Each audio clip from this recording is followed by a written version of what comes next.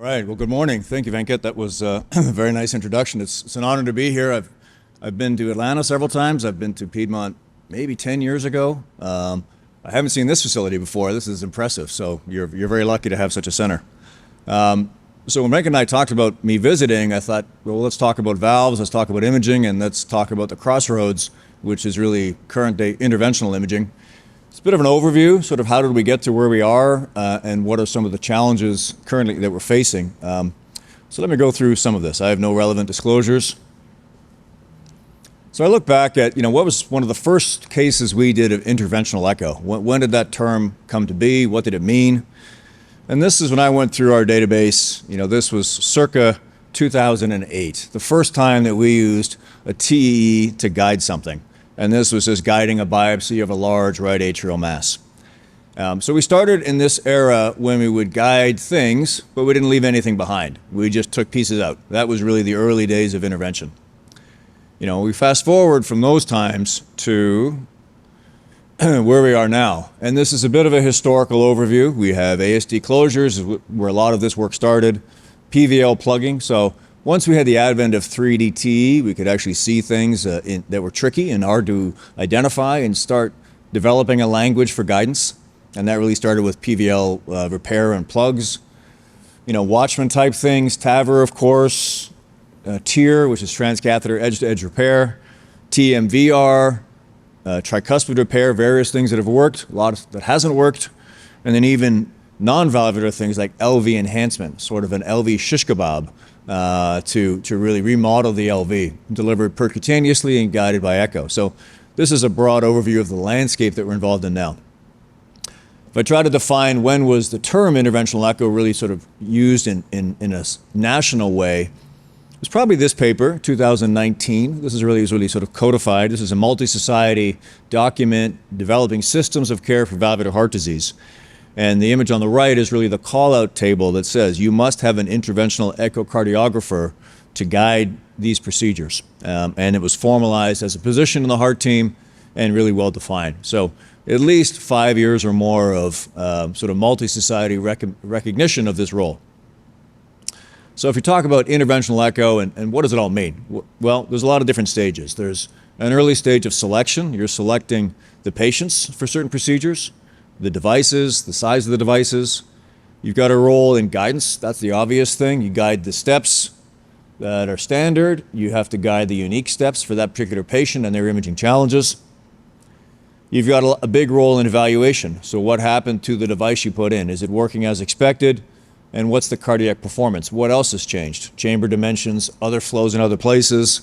All of that is part of the portfolio of the imager. And then the other thing that sometimes gets forgotten is, what are the outcomes? How did that case work? How well is your team doing? Are these the sorts of cases that your team should continue to do? How do you as a team get better? And a lot of this is input from the imager. So if you look again historically, going back remarkably over 20 years ago to the first MitraClip case, they started 2003, rapid fire through the Everest studies 10 years ago and commercial approval over 10 years ago, and then COAPT gave us commercial approval for secondary MR a little over 7 years ago. So an amazing 20-year history of one particular device. So we'll talk about sort of clipping or TEER just for a moment. The imager has got to be sort of facile in the conversation and understand the anatomy. So why does MitraClip work at all?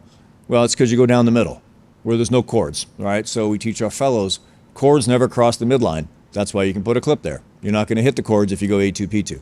So that's generally how it started. So very restrictive. You had to go down the middle. You had to know the anatomy. You couldn't go anywhere else. And that was all reflected in the early trial anatomic criteria. So this is straight out of the the Everest study. You had to have a certain limit of the coaptation length. You couldn't have a gap greater than so-and-so, and a long list of exclusions. So mostly when you evaluated these patients, it was a list of things you couldn't do. And that's how we started. So very restrictive, very conservative, but effective. Fast forward again. So a few years ago, we sort of put this review together saying, all right, Everest was a time point, but we've evolved. So what do we do now that is beyond the Everest criteria?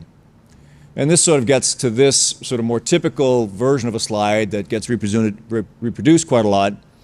And this is really sort of an algorithm for how do we select patients currently for edge-to-edge repair. And I'm emphasizing this because as the imager, you've got roles in all points along this algorithm. So the first are the clinical factors. Is it secondary MR or primary MR? That has to be identified quickly.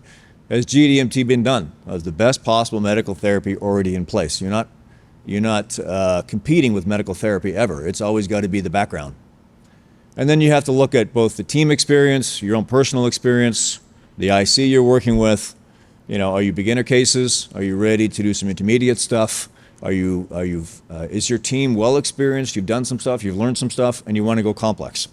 And that's kind of defined, again, the green, easy ones effectively are the 10 years ago Everest study criteria. Easy down the middle, don't expect complications. The middle one, it gets challenging. You get into commissures, you get into where the cords are, you start getting smaller valve areas and diastole. You don't quite have the width you want, possible, but with some trepidation. And then the advanced cases where you got to be very careful and you got to look at alternatives. Calcium in the grasping zone, these sorts of things. And I can tell you almost every one of those advanced cases have been done with edge-to-edge repair technologies. I would say with the exception of a valve area less than 3 centimeters. For us, that's still a hard no. If your valve area is less than 3 centimeters in diastole, there's really no way to effectively put a clip on and expect a good result. But everything else is perhaps negotiable, or at least you can consider it if there's no other option. So why do we have all these opportunities now to expand what we're doing? It's because the devices have improved. So now we have 2 different platforms by 2 different manufacturers. We have multiple sizes. We have 8 sizes in one and 2 in the other. So we all have all these choices now. So as the imager, you're in that conversation. How are we going to fix this? What sort of device should we do? Where are we going to land it? What contingencies do we have to have? Are we going to use 1 device or 2 or maybe even 3? And that's part of the conversation. So I'll show you a case. This is classically the worst possible patient. He's a retired physician because they either want to know everything or they want to know nothing. They don't really want to have a standard conversation when you treat a physician. So this is somebody who has P2 prolapse. Let's see if I can get this going. Severe MR. And you can see on just the 2D images, there's prolapse, and immediately below the prolapse, there's a big shelf of calcium. So that's a challenging landing zone. If you look at it in the 3 dimensions, the best way to sort of summarize this valve is that it's ugly. There's a lot going on. He did not want surgery. The surgeon said, well, maybe moderate risk. If you wanted to do a Carpentier classification, this would be a 3A. But an experienced team can look at this and say, maybe we can get a good result here. So we did. 2 clips deployed, a little bit of mobility, some residual MR. You can see that. The color at the bottom right shows that the 3D still looks pretty bad. And if you look at the baseline above and the post-procedure below, the valve doesn't really look any better, but the function is better. So this is the main thing. So one of the things we've learned is that the pulmonary vein flow is really incredibly important as a prognostic indicator, at least for primary MR therapy. So at baseline, the S wave is reversed. So remind you, throughout the entire cardiac cycle, the pulmonary veins should be draining into the heart. Both in systole and diastole should be forward flow in, all the time, always forward, always forward. The S wave should be bigger, right? So in systole, the atria is enlarging, it's a conduit, should be draining the pulmonary veins, big S wave in systole, into the vein, into the left atrium, and a smaller wave to follow in diastole. So big S, small d, that's what you want. In this case, the S is inverted. So in systole, flow is going in the wrong direction. That is symptoms. All right, anybody with S wave inversion and primary MR is going to be symptomatic with elevated pulmonary venous pressure. So if you can reverse the S wave, you turn the S from down to up, they feel better. And that's one of the messages we've learned, is that it almost doesn't matter what the color Doppler looks like. If you've done this sort of effect on the pulmonary veins, patients improve. So an ugly echo, but a very dominant S wave reversal, patient improvement. A different case, again, sort of showing you coming off sort of the Everest simplicity into some complex stuff. This was a fairly young person who'd had surgical mitral valve repair at another center. Some misadventure, you can see the ring in 2D, But you see here very significant systolic anterior motion. Unfortunately, the repair moved everything anteriorly. Now he's in the ICU, can't be extubated, severe LVOT obstruction from SAM, acquired iatrogenic SAM. If only there were a way to pull the anterior leaflet out of the LVOT without going back to the OR. Well, there is. It's a MitraClip. So this is his baseline hemodynamics. You can see the 3D big sail of anterior leaflet in the LVOT, a very significant outflow tract gradient in the ICU. One MitraClip up the middle, A2, P2, pull it out of the LVOT. You see the surgical band and a tuned surgical ring, no residual MR. This was several years ago. In follow-up, this patient continues to do very well, no issue. So this is not a planned strategy. Nobody would do this. Let's do surgery and then 3 days later do a MitraClip. But just an example of what we're learning is that if you get a little creative and you know how to use the procedure and you think through what could happen, this was a bailout of a surgical procedure done elsewhere. And that's just sort of more of the baseline on the left and the follow-up. So really, as an intro to one of the areas of development is edge-to-edge transcatheter repair following surgical repair. So not that 3-day version, but this is the more common one. So this is a review, this is a database of over 100 consecutive cases of patients who'd had prior surgical repair, and on average about 5 years later, they've got recurrent MR, at least in this series. They need either redo surgery, or good luck with medical therapy, or could we do an edge-to-edge repair following surgery? So in carefully selected patients, the answer is yes, you actually can. And in this group, we had a 90% device success, technical success 90%, 94% had a very significant reduction of MR severity. So this is now an algorithm that provided the surgical repair did not include posterior leaflet resection, because that really does take away the clip option. But if the repair was done without resection in selected patients, it's an option. So you can talk about, do we do an edge-to-edge repair? Do we do a valve and ring, a valve and band, valve implant, or do we redo surgery? So the options are changing, and that's one of the messages. The COAB study, I'm sure you all know about, edge-to-edge repair in secondary MR with manifest heart failure.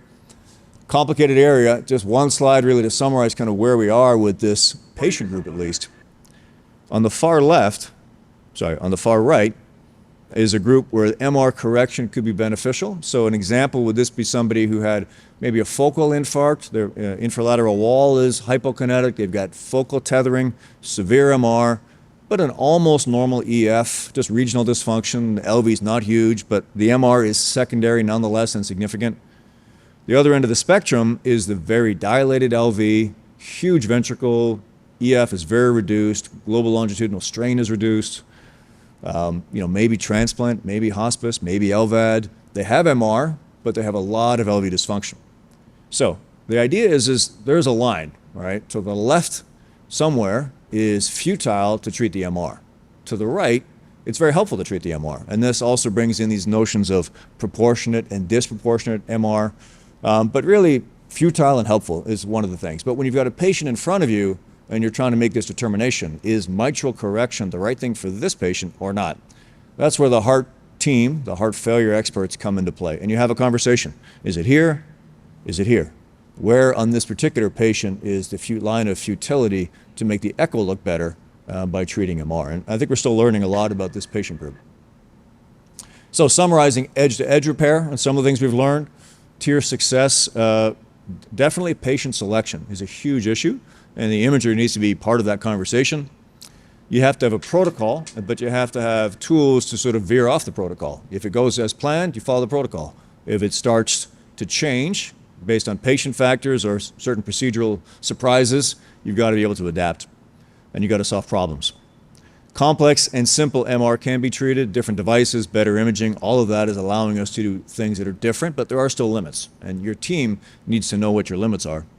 And then secondary MR, the COAB group, I think echo success is fairly easy. Clinical success is still harder, and that's where the whole team comes into play in those decisions. So along the way, as an interventional echo group, what else has changed? So the devices have changed, our experience has changed, but the imaging has changed. I think the expectations for imaging. So this is the standard, one slide that we show all of our fellows learning TE. I said, if you want to get a 3D mitral valve, you have to set up the image on the left with the apex at 6 o'clock. apex at the bottom, horizontal mitral annulus. If you do that in an X-plane view like this, you get a very nice 3D mitral valve. So if you're struggling to get a 3D mitral valve view, put the apex at 6 o'clock. And that makes everything horizontal, the image gets better. So it's 3 steps. You set up the width, you set up the height, 1, 2, 3, that's it. And that gives you a 3D mitral valve, looks like this, 95% of the time. So apex at 6 o'clock is the key. In addition, now we've got much better ways, and so as Venkat said in his introduction, the frame rates have gotten better, the probes have gotten better, the displays have gotten better. So we have classic 3D now that we've been using for probably 15 or so years, but now we've got variable light sources. We're trying to figure out how does this help us. It certainly does help in things like PVL repair and sort of understanding some of the subtle things that are subvalvular, but the imaging is overall just improved. So we've talked a bit about selection and guidance. Evaluation, we're also learning how we do this. So this is another case. This is somebody who had 2 clips deployed medially. So the medial commissure is 2 clips with the arrows. There's a diastolic view there on the right. Mean gradient's only 1, so that's all looking good. But we've got these 3 little jets. Okay, so we think we're finished. We've got 2 clips on. We have 3 little jets. Is this mild MR? Well, lots of ways you can evaluate MR. So we started with this sort of concept. So these are 4 different patients. This one, top left, has 2 mitral clips and there's only 1 residual jet. So you can look at that jet. You can try to do a flow convergence, a PISA, a vena contracta. You make some progress in evaluating the residual severity based on color alone. The next case, somebody who had 3 mitral clips. There's 1 eccentric jet. A little tougher to apply 2D quantitation methods to that color jet. This one's got 2 crisscrossing jets after 1 mitral clip. Do they compete with each other? How does that affect your quantitation? Is challenging. And my favorite is this one. 1 mitral clip, 5 independent jets. So you can pause that. You can add up all those individual vena contractas. You can do your best to quantify 5 little jets. You can do it academically. Are you going to do it practically in every patient? Not a chance. So getting back to the pulmonary vein story. Again, baseline, a patient, S-wave inversion, deep transgastric stroke volume reduced at 35 mils. Mitral clip performed S-wave resurrection from down to up. Deep transgastric stroke volume, now 56. So a 60% increase in forward stroke volume, pulmonary vein normalization. It doesn't matter what the color looks like. If you've achieved this, you know you've got a good outcome. So it's not just me showing this on a couple of slides. This was first demonstrated over 5 years ago from the group at Cedars-Sinai. Very simply, again, looking at a dichotomy of post-mitral clip experience. If the S-wave is little or the S-wave is big. That's it. And did that have prognostic importance? It absolutely did. So if your S-wave was low, this was your cumulative MACE, the red line. If your S-wave was high, your MACE event rate was much lower. So prognostically important and a very simple metric.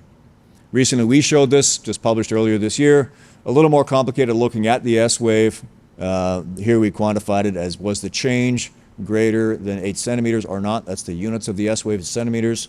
In addition, we looked at did you reduce the MR by at least 3 grades and did you achieve a left atrial pressure less than 15 millimeters mercury. The more of these things you were able to accomplish in your case, the better the outcome. So this is with all 3 things achieved, 84% event-free survival over 2 years, and if you achieved only 1 thing, 43%. So showing it's obviously not just one factor that matters, they all matter if you can achieve those things, but pulmonary vein flow improvement is prognostically very important. So the messaging is we got to look at this stuff. This is another example, different concept though. This is somebody, again, different patient at baseline, significant MR, P2 prolapse, eccentric jet, S-wave reversal. But here's the challenge, the mean gradient is 8. So mean diastolic gradient is 8. Most would say, can't do it. You're going to make the area smaller. You're going to create worse mitral stenosis if you clip somebody with a mean gradient of 8. Well, there's a concept that's important. The mean gradient is a function of the flow and the area. So the idea is if you can have a bigger effect on the flow than you do on the area, you can paradoxically actually decrease the mean gradient by putting on a clip. And that's exactly what this case is. So mitral clip deployed, S-wave resurrection, totally upright, mean gradient went from 8 to 5. So how does that work again?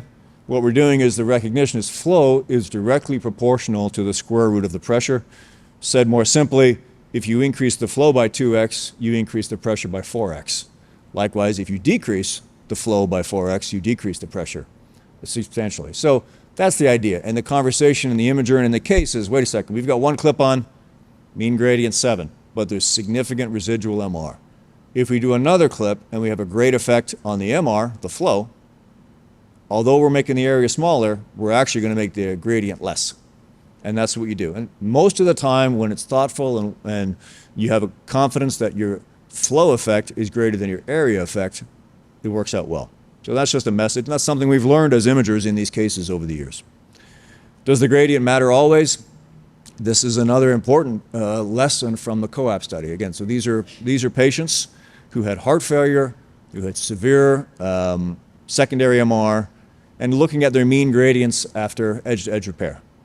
Quartiles, mean gradient of 7, fairly high, going down to 4, 3, 2, and what was the impact on outcomes? No different.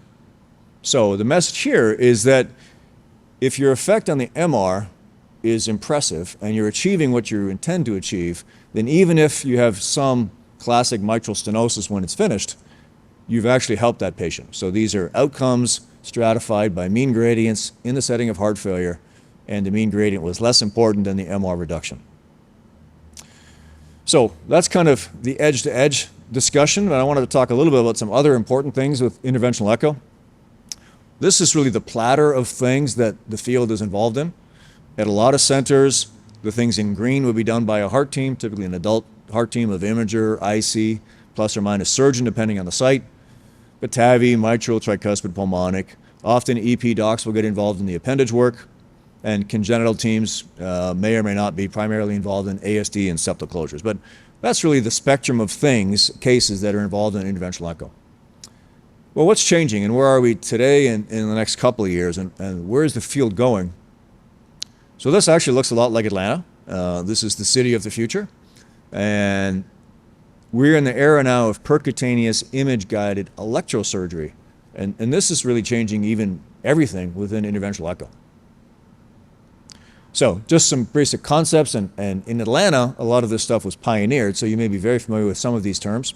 But the Basilica, the Lampoon, the Sesame, great names, but what do they all mean? Well, let's talk about one, the Basilica, really the first that sort of pioneered this area. So when somebody has already had a surgical aortic valve, it's degenerated, you want to do a valve-in, valve TAVI, one of the concerns is that the new valve, the transcatheter valve, will displace the surgical leaflets, and those surgical leaflets will then obstruct the coronaries. Bad outcome. So this is a notion of you can systematically tear the surgical leaflet so that when it moves across the coronary, it's open and not closed. So rather than do this surgically, you do this percutaneously. So the idea is, under echo guidance, you perforate the surgical leaflet, you create kind of this rail with denuded and exposed metallic wire, and then outside the body, you electrify the wire, and as you pull. And you basically, it's like a cautery, you just slice up through the leaflet. So this is how that's done. This is echo guidance. This is a transesophageal long axis X-plane, making sure you're going to the right spot. This is the graphic, your posterior leaflet you're cutting through. This is a live image of sort of that echo guidance of a Basilica procedure. You slice open the leaflet, now you can safely do a valve-in, valve TAVR. So that's the idea, and that's actually fairly common. You can do it on one leaflet, on two leaflets, you can do a double Basilica. You can sometimes put a balloon across that and make the rip even bigger. That's a balloon facilitated double Basilica.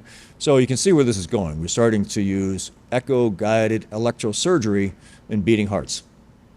This is a case a little more challenging. This is somebody we treated a few months ago. It's actually one of my favorite videos to play because if it doesn't move, it looks the same. So this is severe MAC. Let's see if it works now. Aortic valves at the top, so very ugly MAC, very little diastolic flow area. And the discussion with the surgeons is, okay, MAC is very extensive, the surgical risk is high, the MAC goes into the LV, this is probably not going to work out well surgically. What else can we do? Can we do a transcatheter? Can we take a sapien valve, for example, turn it upside down, stick it in the mitral position, and hope to affect a durable mitral intervention? So lots of different ways to sort of evaluate this now. One of the things that we've learned is that there's software. This is one particular version of it, where you actually bring in a device, you have patient-specific imaging data, and you do an animation, and you try to model deformation. Where's the calcium going to go? What's the LVOT going to look like when you get finished? So this is where software is going. It's quite robust in the aortic position. It's being evaluated more and more in the mitral and for cases like this. Classically, we still use CT to model LVOT size. So in that case I showed you, the risk is you displace the anterior leaflet into the LVOT and you occlude the LVOT. That obviously wouldn't work well. So the classic threshold is, well, how big is the LVOT going to be after you've done this? And if it's smaller than 170 or so millimeters squared, that's going to be symptomatic obstruction. So this is our particular case. Again, we did that classic modeling, neo-LVOT looking to be 126, below the threshold, high likelihood of LVOT obstruction, so we can't just stick a valve in. Okay, so lots of ways you can approach that. One is to make the septum bigger. You could do alcohol septal ablation. That's a potential depending on where the septal perforators are and the thickness of the septum. The other option is to do this. This is a base to tip lampoon. So similar to what I showed you, is you take a catheter, you have a little exposed wire in the middle, you position the exposed wire over the piece you want to cut. Outside the body, it gets electrified at the moment that you pull the wire back, and that slices the leaflet. So this is the echo guidance of that. You have two catheters across the septum. Let's see if this plays. One is going to go across the valve, one is going to go to the base of the anterior leaflet, A2. This is the echo image here, so one is, let's see here, there we go. One's positioned at the base, one's going to go across, so you have to puncture at the right spot. You simply do cautery, just like you would do a transeptal puncture. You puncture the anterior leaflet. Now you have two catheters across, one across the orifice of the valve, one across the leaflet. This is the color to sort of demonstrate you've punctured in the right spot. Having done all that, then this is the important image. This is the V. This is the moment where it's set up to slice through the anterior leaflet, and then here it goes. Everybody holds their breath, and you pull back, and now you slice the anterior leaflet. So that's the performance of a lampoon procedure, so that when the anterior leaflet gets displayed into the LVOT, it gets displaced as two pieces rather than one. So you don't obstruct the LVOT. And then you simply deploy a transcatheter valve into that mitral space that's been prepared. This is what it looks like on echo, long axis views. Mean diastolic gradient of 1. I'll show you a larger view. So here's where we are in 2024. This is that baseline patient. This is post-procedure with the TMVR facilitated by a lampoon procedure. What does all that bring together? It sort of brings together multimodality imaging, cath, CT, ultrasound, brings together digital deformation modeling. I showed you that DASI example, real-time 3D TE guidance, catheter-based electrosurgery, and beating heart valve implantation. This is sort of where we are. It doesn't always work beautifully. We're still learning about complications and things to look out for. So this is that same case. We've done the procedure. You put on the color Doppler. There's a little bit of posterior paravalvular leak, not surprising. And we have, of course, a left to right shunt because you had to make a large ASD to get the transcatheter valve in there. So we recognize those things. Let me say, all right, we have these two things, mild PVL, left to right shunt, patient's doing very well, hemodynamics are excellent, no LVOT obstruction. We have a conversation, is this a risk for hemolysis? That's something we always have to consider. You've got a hard structure, a transcatheter valve, beside a hard structure, which is MAC, and you have systolic mitral gradients, which are high, 5-meter jets. So high velocity, hard, that is a recipe for a paravalvular leak. That's sort of a red blood cell blender. But is it worth putting in a PVL plug now before this patient has demonstrated hemolysis? We generally don't. We sort of wait and see what happens. Well, she did not develop hemolysis, thankfully. So we thought we had a Disney finish. Things look really good. We never high-five in the cath lab, but the birds are singing and everybody's pretty happy with the outcome. But you wait a few weeks and I'll show you it was actually a Stephen King finish. Didn't end the way we wanted. She comes back 2 months later, dyspnea is worse. and we take a look, and there's that PVL. It's much worse. So what happened? Did the transcatheter valve recoil? Possibly. Did it shift a little bit? It's not designed to go into asymmetric MAC.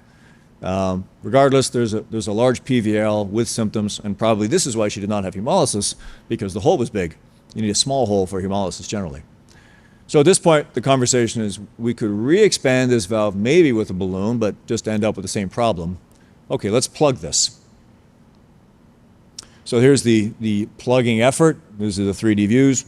Large hole, fairly easy to get across. Plug is in, small residual, doing okay, we think. X-plane TE, looking at this para-transcatheter valve plugging effort. But immediately we see something's odd. So on the image on the right, you can see the plug that looks to be mid-valve, not paravalvular. You don't necessarily appreciate it on the left image, but on the right, this blob looks like it's in the flow area. That really shouldn't be there. So what's going on? Well, there's a transcatheter valve that we put in 2 months prior. We believe we're going paravalvular. That's what we're trying to achieve. But it's not a surgical valve. It's actually a transcatheter valve. So the edge is a wire mesh. So in fact, what happens is you start paravalvular, but you could easily cross through the mesh and end up intravalvular. So recognizing that surgical valves and transcatheter valves are different, and that you can't necessarily assume that you've maintained a paravalvular trajectory. So we recognized, oops, we're not quite where we want to be. Let's pull this device back. Let's try it again. We have time. But at this point, anesthesia is saying to us, the patient's not doing so well. Things are changing. Well, what's changing? Well, I showed you earlier it was a left to right shunt, but now it looks to be a little bit of a right to left shunt. So why is the shunt changing? So, well, here's why the shunt's changing, because in our effort to do a PVL plug, we've got catheters across this iatrogenic ASD that we created 2 months earlier, and we're just holding it open. So the flap has been held open. Now she's having a right to left shunt. That gives you hypoxia. That gives you elevated right ventricular pressures. PA pressure goes up, PA resistance goes up, RVSP goes up, TR gets worse, and you get this whole cycle of worsening TR, worsening shunt. And that's demonstrated here. So now we have the PVL we started with, we have torrential TR, we have RV dysfunction, and we have the TR effectively going all the way to the LA. Goes straight across the shunt. So now we have hypoxia, patient's really doing poorly, anesthesia saying, team, we don't have the time for you to plug this paravalvular leak. She's not going to make it. We have to do something different. So this was close the septum, leave the PVL, and see if we have another day to address this some other time. So that's the Stephen King ending, is that we learn a lot in these cases, that the lampoon and the LVOT patency was the goal. That all worked just fine. But as an imager, you got to go through and recognize, well, what else can happen? What else did happen? And how do you manage these complications? Just to show you another term, the lampoon is splitting the mitral leaflet. If you turn it sideways, slice the anterior leaflet, sort of commissure to commissure, that's called an elasta. That's really a mechanism to slice off somebody who's already had a clip. So if you want to prepare for a post-clip TMVR, you want to go to a next option, you can slice off the clip this way. So we have not yet done this procedure, but it's been well described, the elasta. So that's sort of a sideways lampoon. The final one to show you is a sesame. This one is pretty wild. Obviously, it's already happening in Atlanta. I'm not sure if you guys have done one yet. This is a different way to prepare the LVOT for an intervention. So this involves advancing catheters retrograde across the aorta, but you actually sort of burrow into the septum, echo-guided. You take a wire all the way down the septum. You again make one of these electric loops, and then this time when you electrify and pull back, you sort of butterfly chop the septum. So you don't make a hole between the left and the right, hopefully, that would be a VSD, but you take a thick septum and you split it lengthwise. That immediately opens up the LVOT. It sort of is analogous to an alcohol septal ablation, but it's immediate. You don't have to wait for weeks of atrophy to happen. And what it stands for is septal scoring along the midline endocardium. That's where the acronym comes from. So Dr. Greenbaum and team have sort of really pioneered this, and this was some of the early data looking at doing this. That's just a graphic of how it gets done. The laceration looks like that. The echo guidance is like this. So here we have, again, echo guiding. If you look down here on the bottom right, these are the wires in the septum. If you ever see a wire in the septum in any other case, that's a complication.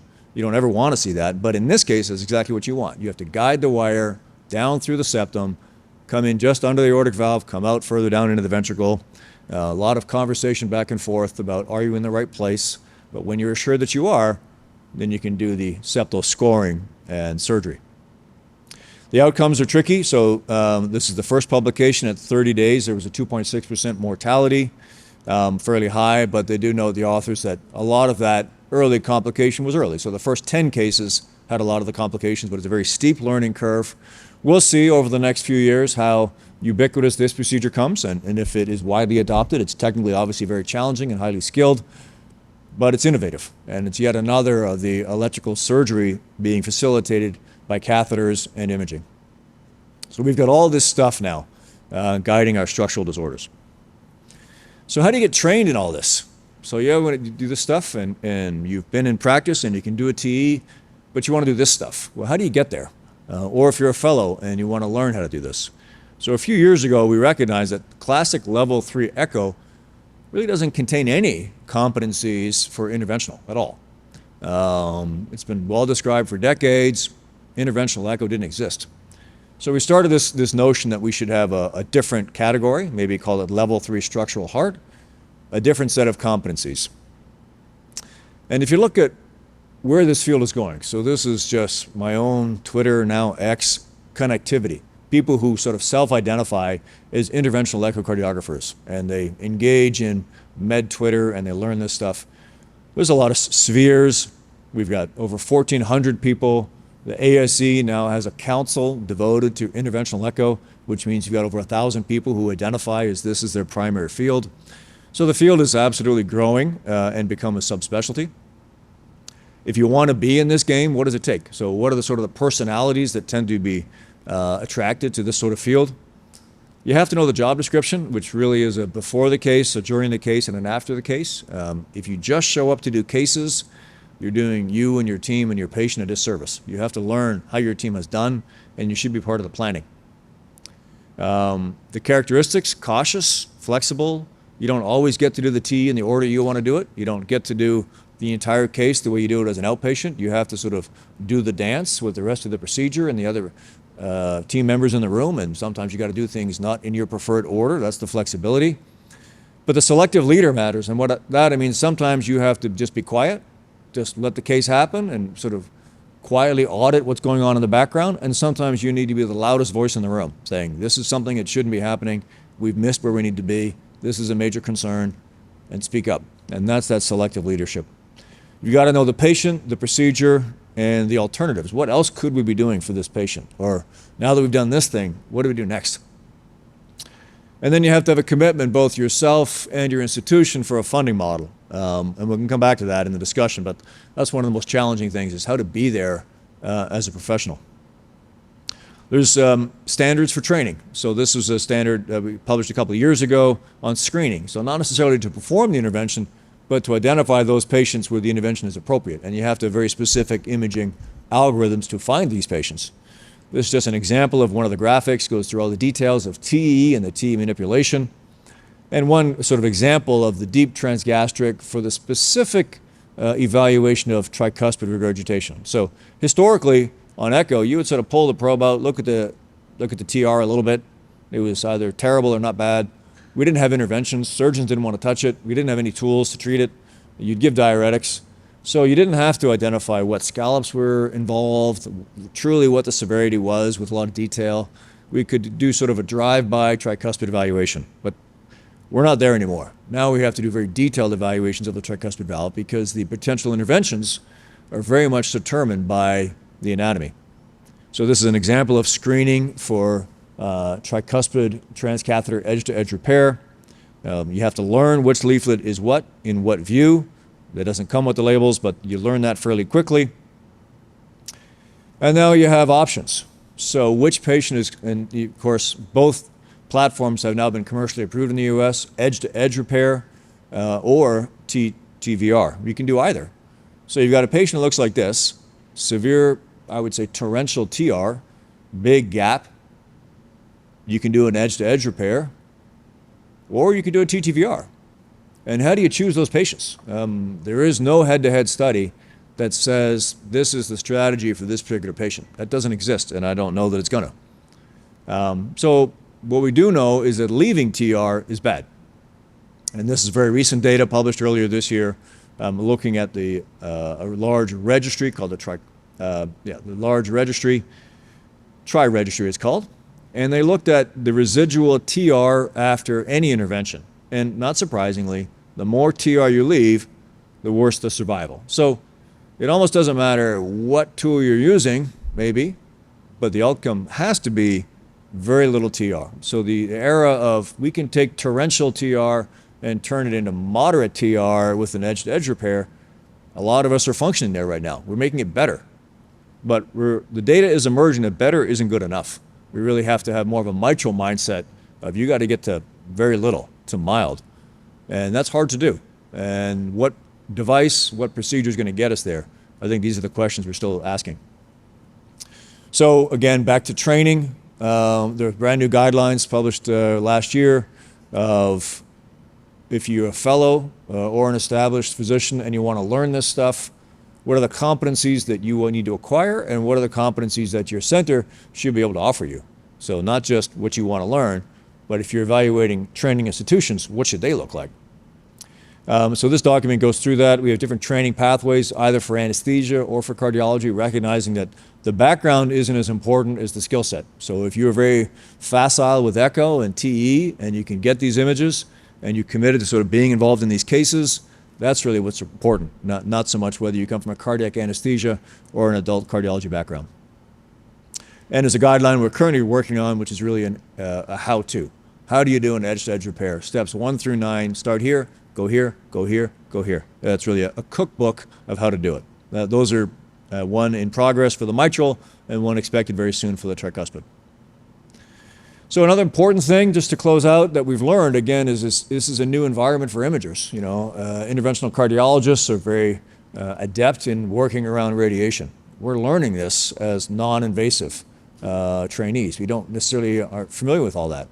But there's radiation safety, there's ergonomic stress issues, and the whole team, the sonographers, the nurses, the physicians, you're all getting exposed to stuff, and you have to recognize what's going on, the dangers. So this is a recent study that looked at, well, where is the danger? You've got shields, sure, but it's the scatter that gets you. It's not necessarily the direct beam from the II below the patient. The scatter is the risk. And where does the scatter go? The scatter goes largely below the waist. So if you looked at this sort of where the scatter hits, depending where you set up in the room, it's substantial, it's significant, and it's concerning, particularly if you're of childbearing age and you're in these rooms. There's a very real risk. So shielding is needed. Most cath labs have one shield suspended from the ceiling, which is for the interventional cardiologist on the patient's right. There's no consideration of shielding for anesthesia at the head of the bed or for any imaging members also in the room. And that's one of the things that really needs to change, is sort of these rooms need to be completely redesigned. And there's an example of sort of different setups, and this is a nice paper published earlier this year that addresses this specifically. So there's a whole call to action. This is sort of the national undercurrent of concern, is you can't just show up with a probe and expect to do this a few times a month or even several times a day and not be exposed to these significant risks. So that's being identified. The other important thing to recognize is that, you know, this is a new field, and new field takes time to develop payment models and government oversight and funding that works and all of this stuff. So it's a huge societal effort to do this. ASC has been involved with CMS. I've personally been involved in a lot of this. There's a conversation that you think we just go from ASC to CMS, and CMS says, yeah, you're right, here's some money. It doesn't work like that, and the reason it doesn't work like that because there's 100 other societies in the middle. They have positions, they have papers, they have interests, and you have to sort of navigate all of that. Who's your ally? Who's a competitor? If you win, who loses? All of that is part of this complex conversation. So, but the pathway has started. I'd say we're probably around here. There's a lot of work still to be done, but progress has been made. And the other thing to recognize is the job market. When it comes to training, you know, this is the classic interventional cardiology scale on the left. There's a ton of interest, because the compensation is known and it exists. There's a lot of interest in training, a lot of people going through the training, but there's not a lot of jobs.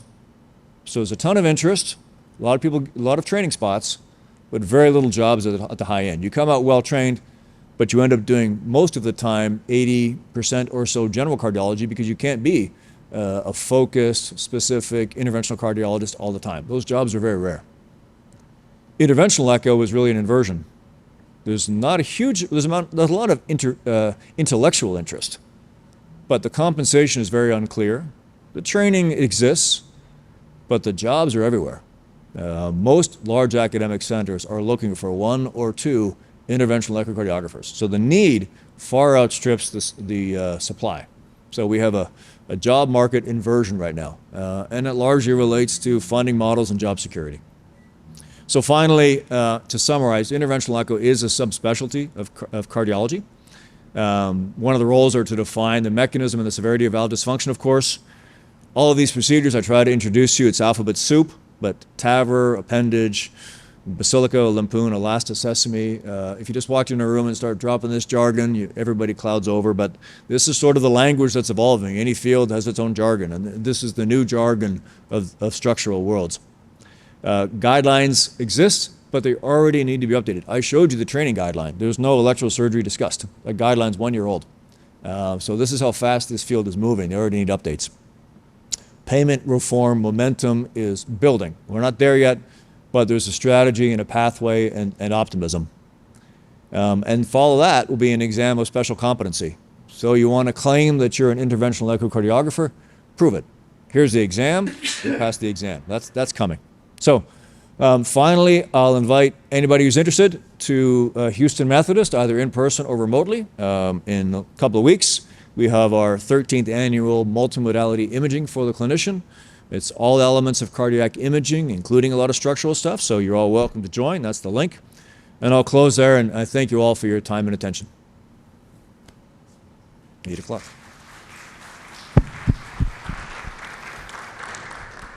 Thank you, Steve. A great talk. Any questions from the audience?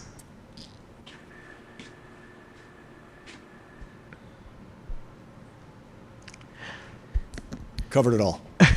You covered it all, I think. Where do you think, how optimistic are you, like imaging as a subspecialty to stand alone, like how things have happened? Cardiology has a track record of it. That's an interesting question. We talked about this at dinner last night, so I understand the question. It's, the survival of this field is probably going to hinge upon its recognition as a subspecialty. So some would think it's just advanced imaging. It is. But if advanced imaging includes CT and MRI and nuclear, frankly, that's a much tougher row to go down because of the overlap with radiology. There's another very large medical group that claims all of that as well. That's their specialty. So we overlap so much in that area.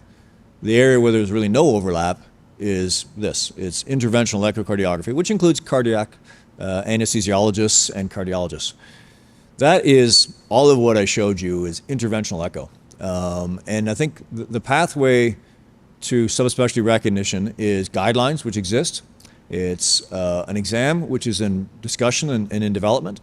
And then following all that will be payment reform. If you look historically about how cardiology has splintered and separated, advanced heart failure spun off of cardiology through the recognition that transplant care is very different and not a core competency of cardiology. So that element gets you a whole new specialty.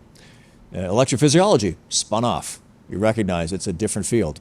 Interventional cardiology, now adult congenital heart disease spun off. So eventually when you start to go down a path that is so subspecialized and specific, you recognize that that skill set is no longer acquired during core cardiology.